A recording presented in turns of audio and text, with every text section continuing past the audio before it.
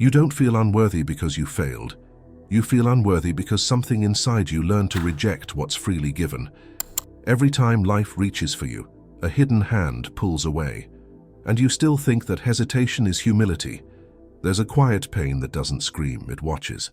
It watches others receive love, ease, abundance, and tells you a story so old you forgot it was learned. A story that says goodness must be deserved, that joy requires a toll, that peace arrives only after punishment. So when life opens a door, your body stiffens. You hesitate. Not because you don't want it, but because something deeper doesn't believe you're allowed. This is not a flaw in your character. It's a contract written beneath your thoughts, signed before you had words, a false agreement with suffering that feels like identity. And here's the disturbance. What if the very effort to become worthy is the thing keeping you outside? What if the voice demanding proof was never divine at all and never meant to be obeyed? If unworthiness were a moral failure, you would feel shame. But what you feel is different. It's hesitation, a tightening, a subtle recoil when something good moves toward you, as if your body flinches before your mind can object. That's the first crack in the story, because shame is loud. Unworthiness, the way you experience it, is quiet, procedural, automatic. You don't stand there thinking, I am bad. You think, not yet, I should wait. Someone else probably needs this more. I'll earn it later. Later becomes never, and never disguises itself as virtue. This is where the illusion begins. You were taught, not once but repeatedly, that restraint equals goodness, that taking less makes you noble, that denying yourself makes you safe, respectable, spiritual. So you learn to associate receiving with danger, not danger as drama, but danger as exposure. To receive means to stand visible. To receive means to stop hiding behind effort. To receive means there is nothing left to prove and nowhere left to run. So instead you work, you improve, you fix, you try to become enough, and every attempt tightens the knot. Because here is the contradiction no one warned you about. The nervous system does not interpret striving as virtue.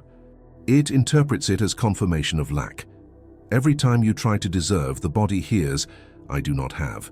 Every time you withhold, the subconscious learns, receiving is unsafe. And the most shocking part? This pattern feels like integrity. You call it humility. You call it patience. You call it realism. But beneath the language, the reflex remains unchanged. You do not lean forward when life offers. You lean back, not dramatically, not rebelliously, politely. That politeness has cost you years. Think back, not to your biggest failures, but to the moments that confused you, the opportunity you almost took, but didn't, the affection you felt, but deflected, the compliment you dismissed with a smile that didn't reach your chest. Nothing went wrong. And yet, something closed. Those moments weren't tests of character, they were moments of reception. And your system chose withdrawal, not because you were weak, but because you were conditioned. Conditioned to believe that goodness arrives after suffering. Conditioned to believe that ease must be balanced by pain. Conditioned to believe that if you accept too soon, something will be taken away later. So you learned to preempt the loss. You rejected yourself before life could. That's not morality, that's survival. And survival, when mistaken for virtue, becomes a prison you defend. Here is where the collapse begins, if you let it. Unworthiness is not who you are. It is what your body does when something approaches without demand. It is a reflex, a contraction, a learned no disguised as wisdom, and the cruel paradox. The more you practice self-denial, the more true it feels. The more you resist receiving, the more identity you build around restraint. The more identity you build, the harder it becomes to let go. Soon, even imagining ease triggers suspicion. Peace feels irresponsible. Joy feels premature. So you stay in preparation mode, waiting, improving, becoming. And all the while, life stands there as offering, wondering why you won't take the open hand. There is a moment, subtle, almost imperceptible, where this pattern reveals its true cost. It's not when things go badly, it's when they almost go well. because that's when the internal contradiction screams. You tell yourself you want love, but when it arrives, you analyze it. You tell yourself you want abundance, but when it approaches, you question timing.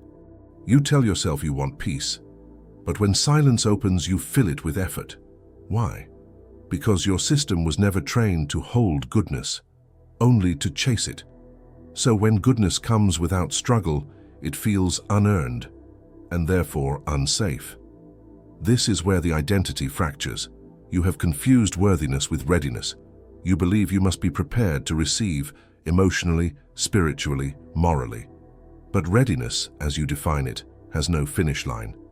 There is always one more lesson, one more refinement, one more flaw to address, and beneath that endless self-improvement hums a quiet fear. If I receive now, I will be exposed as not enough. So you delay, and delay becomes doctrine. Notice how this pattern protects itself. If you fail, it says, "See, you weren't ready." If you succeed, it says, "Don't get comfortable." It never allows arrival, and the most unsettling realization. This voice does not sound cruel. It sounds reasonable, measured, responsible. It wears the mask of maturity, but it is not truth. It is a conditioned gatekeeper, repeating rules that were never written by life itself. Rules that say, earn first, pay first, prove first. Rules that turn existence into a transaction. And life does not speak in transactions, it speaks in response. Here is the raw exposure.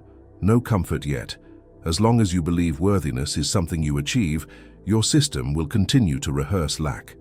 As long as you frame receiving as a reward, your body will brace instead of open. And as long as you mistake self-denial for depth, you will remain outside experiences you were meant to inhabit. Not because you are broken, but because you are obeying a false agreement. An agreement signed in silence, an agreement reinforced by praise, an agreement that taught you to call contraction character. And now, seeing it, you may feel something unsettling. Not relief, not hope, but disorientation. If unworthiness is not who you are, if it is not even a belief but a reflex, then the question becomes dangerous. What has been running your life without your consent? There is a moment, usually late at night, when the mind finally loosens its grip. The world goes quiet. The body exhales without being told to. And in that looseness, something becomes visible that was hidden during effort. Not a thought, not a belief, a law. It has been operating the entire time, without judgment, without pause, without exception. And here is where the betrayal begins. You were taught that life responds to effort. That reality rewards discipline. That worthiness is measured by struggle endured. But the subconscious does not recognize effort as value. It recognizes assumption. The subconscious is not a judge holding a ledger. It is a field, receptive, impressionable, literal. It does not ask, have you earned this? It asks only, is this what you expect to receive? And expectation is not conscious hope. It is the posture of the body. This is where the shock lands. You can pray for abundance with your mouth and transmit refusal with your nervous system. You can visualize love with your mind and brace against it with your chest. You can affirm worthiness all day and still recoil when something is offered freely. The subconscious listens to none of the words. It mirrors the signal, and the signal has been consistent. A slight leaning back, a holding of breath, a contraction that says, not yet. Not because you don't want, but because you don't expect. And expectation, not desire, is the language of the law. Imagine a radio signal, always broadcasting. The frequency does not care what you want to hear. It plays what you are tuned to receive. You have been tuning yourself to preparation. Preparation mode transmits waiting. Waiting transmits lack. Lack is mirrored faithfully, not as punishment but as precision. This is the part that unsettles people the most. The law has never been resisting you. It has been agreeing with you, agreeing with your pauses, agreeing with your hesitations, agreeing with your internal no disguised as patience. And because it is impersonal, It feels cruel, but it is not cruel. It is exact. Here is where old beliefs fracture. If the subconscious were a judge, you could argue with it. If it were moral, you could appease it. If it were impressed by effort, you could exhaust yourself into reward. But it is none of these. It is a mirror, and mirrors do not negotiate, they reflect. So when you hold the assumption, I must become worthy, the mirror reflects becoming, not arrival. When you hold the assumption, I am not ready yet, the mirror reflects waiting, not receiving. And when you hold the assumption, something must be proven, the mirror reflects tests, not gifts. This is the betrayal. You thought striving was moving you forward, but striving has been broadcasting absence. You thought humility would open doors, but humility, as you practiced it, has been coded as refusal, not by God, not by life, by your body, and the body speaks first. Always. There is a silence that follows this realization, not peace, not relief, a kind of vertigo, because if the law has been responding flawlessly, then nothing has gone wrong. And that thought is terrifying. It means there was no external barrier, no withheld blessing, no delayed permission, only a signal repeated until it became familiar. This is where the identity trembles. If the subconscious is receptive, not evaluative, then worthiness is not something you convince it of. It is something you allow it to assume. And assumption is not intellectual, it is felt. Feel this distinction, slowly. Effort feels like leaning forward, reaching, straining toward an outcome. Assumption feels like leaning back, settling, making room. The body knows the difference immediately. One is tense, the other is open, one demands proof, the other expects response. And here is the quiet devastation. You have been training the first posture while praying for the second result. That mismatch has been running your life. This is why affirmations often fail. You repeat the words, but the body whispers, "This isn't true yet." The subconscious does not argue. It records. It accepts the whisper as fact and mirrors it, not because it doubts you, but because it trusts you completely. That trust is absolute and dangerous. So here is the invisible law, stripped of mysticism. The subconscious reflects the state you occupy most often, not the state you request. It does not reward effort. It does not punish failure. It reproduces orientation. And orientation lives below thought, in the breath, in the muscles, in the micro moment, when something good approaches and you decide, wow, without words, whether to open or retreat. That decision happens in less than a second, and it has shaped years. Sit with this, even if it unsettles you. If the law is receptive, then the problem was never sin or deficiency. It was misalignment.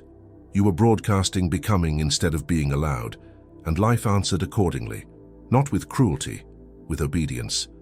If something in you tightened when you heard this, not in resistance but in recognition, if your chest didn't argue, if your body felt seen before your mind tried to understand, pause here. Not because you need permission, but because this moment is a threshold. Right now you are being offered something without demand, no proof required, no preparation necessary, and notice what your system wants to do with that. Does it reach, or does it hesitate? This is not about a platform. It's not about numbers or algorithms or channels. This is about receiving visibly. So let your hands speak where words have failed. Like this video, not as approval, but as acceptance. Comment what stirred, not to explain, but to acknowledge. Subscribe, not to follow a channel, but to stop withdrawing from what's offered. To say, I am here, I receive this, because every micro act of reception retrains the signal. And right now, this is one. No justification, no apology. Just participation, just agreement made physical. And notice, even now, what wants to pull back. Now comes the dangerous part. Not because it is complex, but because it is simple enough to be rejected. You have been trained to associate transformation with effort, with discipline, with force. So when the shift does not ask you to do, but to allow, something inside you resists, not loudly, quietly, Because allowing feels like giving up control. And control has felt like safety for a long time. This is not a method in the way you expect. There is no checklist, no performance, no achievement marker. There is only a nightly crossing, a moment where you stop trying to convince and let the subconscious receive an impression instead. Joseph Murphy spoke of this gently, almost deceptively so. He understood something most people never touch.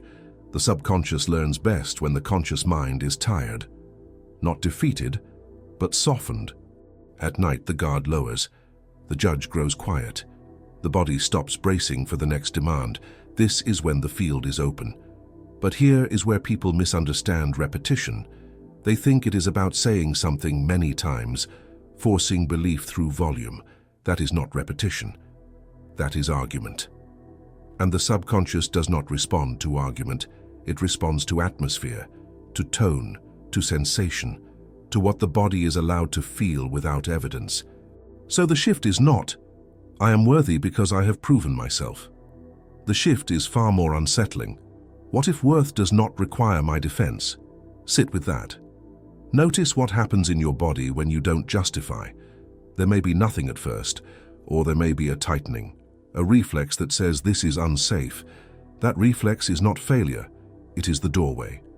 Each night, just before sleep, there is a small window, a few breaths where the body floats between effort and surrender. In that window, you do not declare worth. You experience the absence of refusal.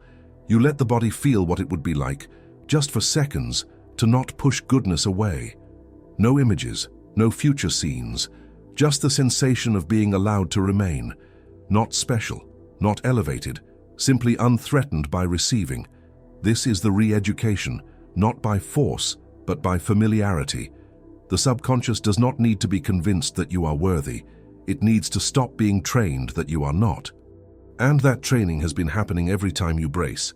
So now you interrupt it, gently, night after night, not to achieve a result, but to let a different signal be felt. And this is where the danger deepens. Because once the body tastes this, even faintly, it begins to recognize the lie it has been living inside, and recognition cannot be undone. There is a moment, subtle, fleeting, when the body stops asking, "Is this okay?" It does not announce itself. It does not feel triumphant. It feels neutral. And that neutrality is revolutionary, because neutrality means the absence of defense, no proving, no hiding, no reaching, just presence without rejection. This is why force ruins the imprint. If you try to feel worthy, the body hears effort, and effort belongs to lack. But if you let yourself feel unopposed, even briefly, the subconscious records a new baseline. And baselines are everything. They are what the system returns to when the mind goes quiet. Nightly repetition is not about drilling a statement. It is about letting the same non-event occur again and again.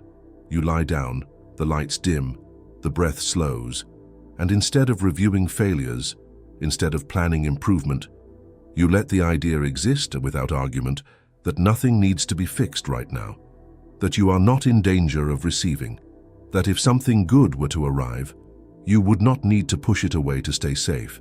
That's it. No demand, no command. Just permission to not resist. At first, the system may panic. Old agreements do not dissolve quietly. They whisper, "You're being lazy. You're skipping steps. This won't work."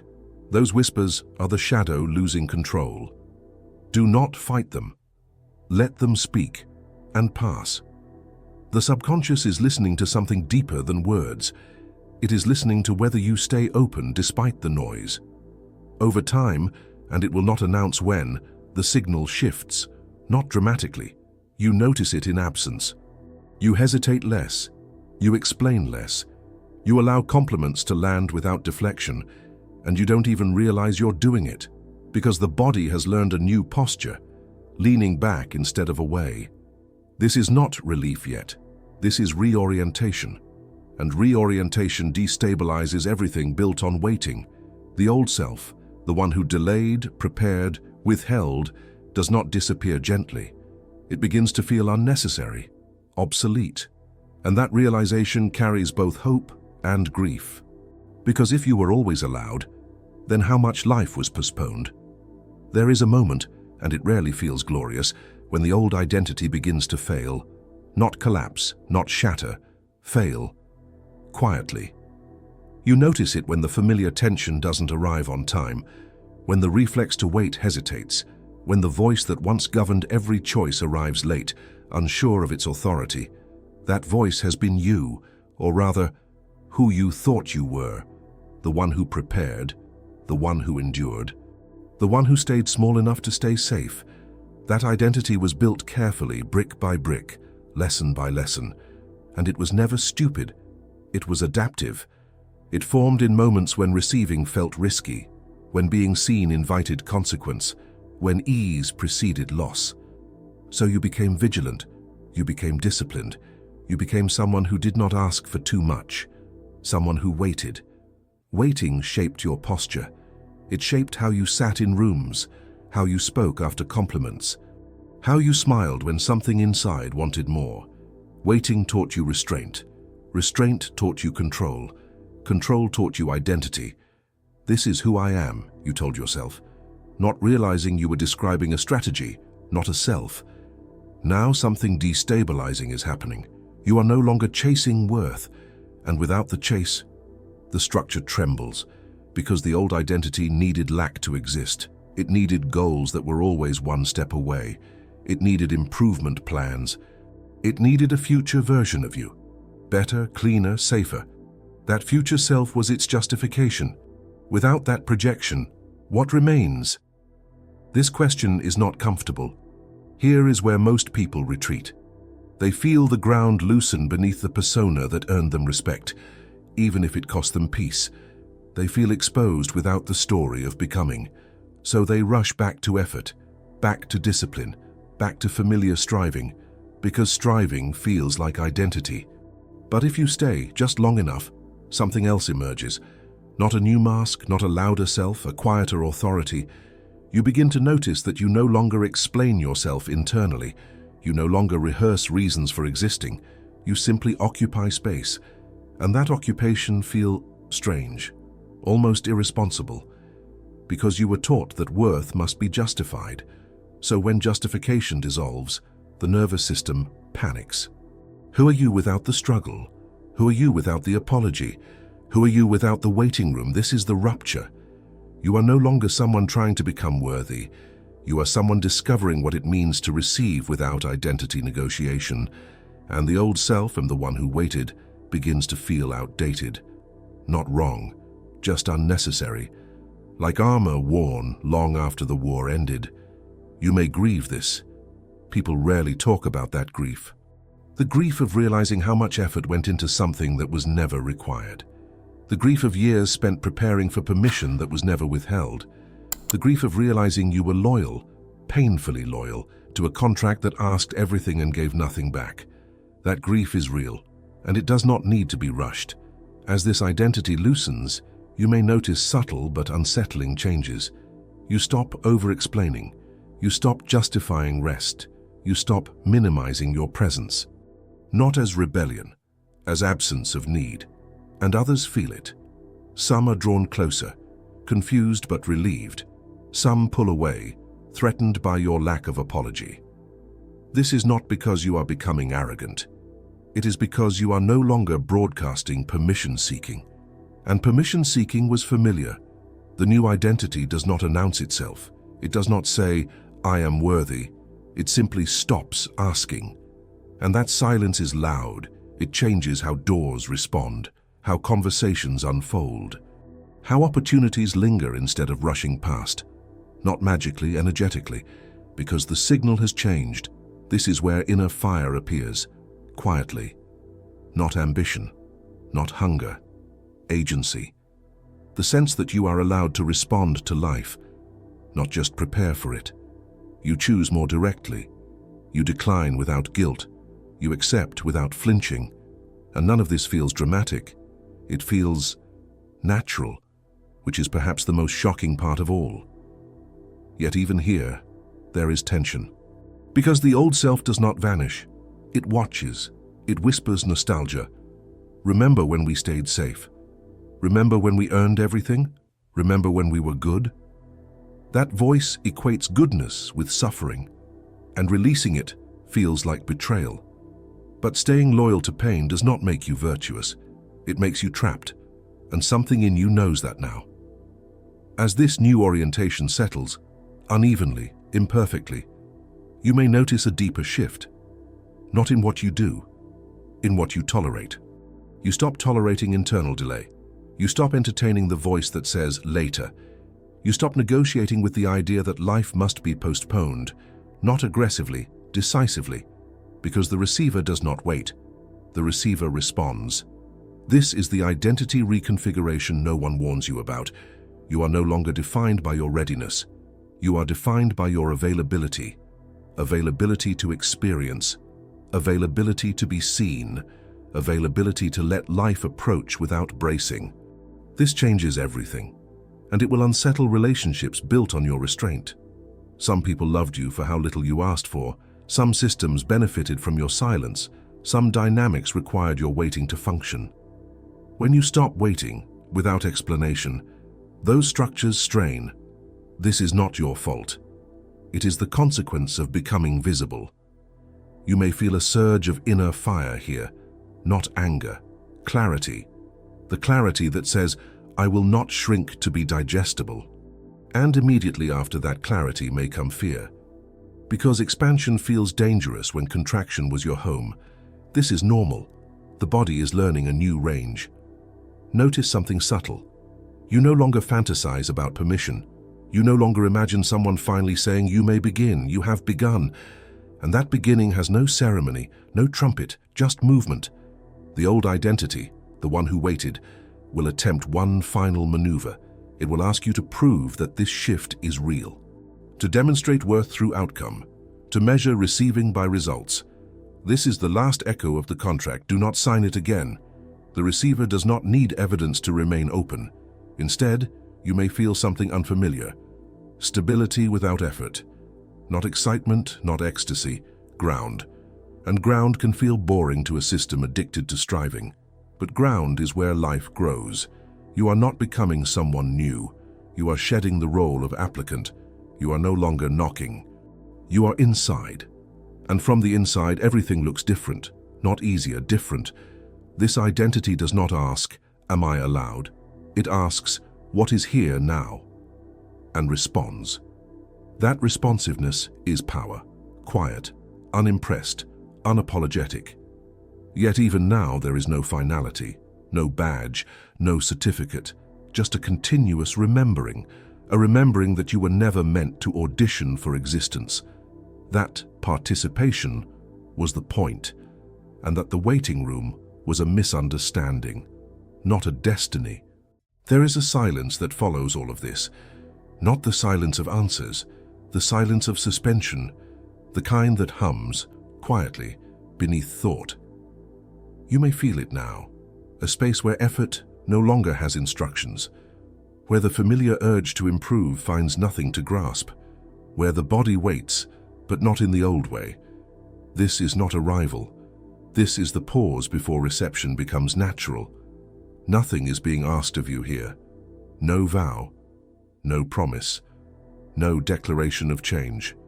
Because declarations belong to the mind. And the shift you've touched lives beneath language. It lives in the moment when something good approaches. And you do not tighten. When you do not rehearse worth.